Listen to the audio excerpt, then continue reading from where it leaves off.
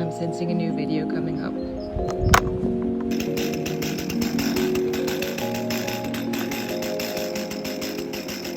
Hey people! So it's been a while, but I'm finally back and ready to make more videos for you. And today's video is going to be about how to change your pull cord. This saw is 6 years old now and I've used it quite a bit. I just gave it a nice good cleaning before doing this video because I do appreciate having a well-maintained saw, and it's always nice when you are going to take it apart that you don't have to deal with all of the grease and everything as well. So I did that and now I'm ready to take care of the rest of the saw. So the problem has been that every time I pull it out, it doesn't really go in. But yeah, as I said, it's 6 years old. It needs to be changed now. If you take a look at the cord as well, it doesn't really look that good anymore.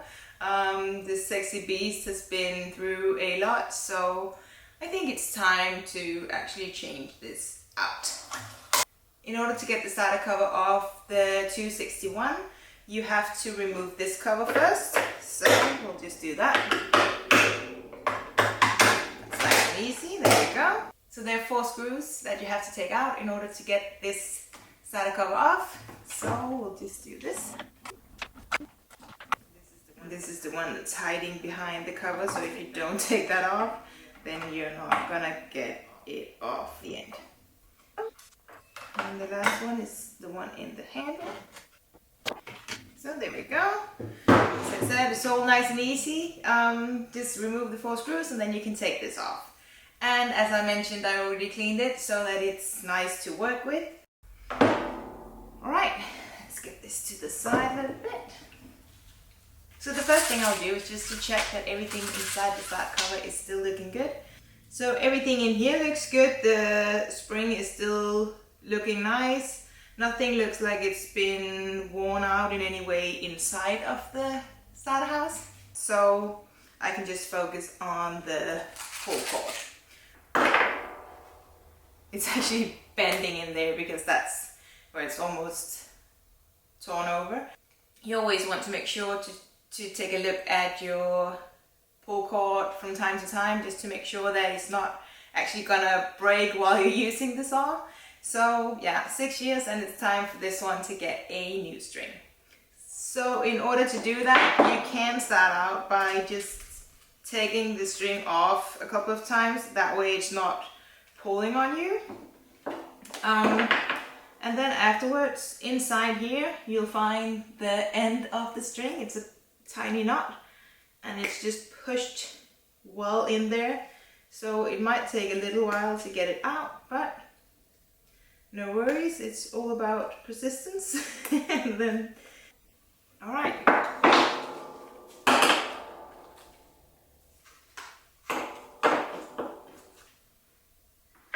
And then you just cut this off,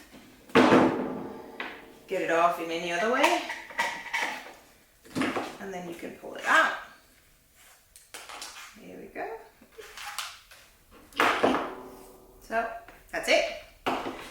And then we want to fit in a new string. Just a slight difference between the old and the new. Right, and since it's brand new, everything is already made ready and easy for me. I just have to plug it back in. You can also just change the string on the old handle. Then you take it out here. See if I can get it. When you do this. And then it's just the same, an overhand knot inside, and then you can pull the string out and put in a new string. But I'm cheating a bit today and just using a brand new one. You want to start out fitting it through the hole in the starter house up here, and then it comes into here. On the side of the pulley there's a hole and you want to fit that through there as well, so that hopefully it will come up here. Yay! Where I pulled out the knot before. There we go. And then that's basically it. You tie a new knot, and as I said, it's just an overhand knot. because you want that to be super small so that it fits back into the tiny space for it, and then just try to fit it back in. So see if we can tie this up, and then pull it back through, and then use your needle nose to just press it back in, because you don't want anything sticking out here that can get caught in any way. So as you can see now, it's just fitted into it nice and snug, so you can't really feel it on the top of it. What you want to do now is pull out a bit of cord. There we go. And then start winding the pulley. And it's not really something where I can tell you that you have to do it a certain amount of times. It's more of a feel kind of thing. Watch out, it will coil up a little bit and you don't want that, so make sure you get that out again, and then just try to release and see if it feels too snug. If it's too snug, what you do is just hold the pulley and take out maybe one. So if it ends up being too loose like this and it's just dangling around like it was before I started out with this video, then you just wanna wind it up one more time, or maybe two, and then see if that's snug enough.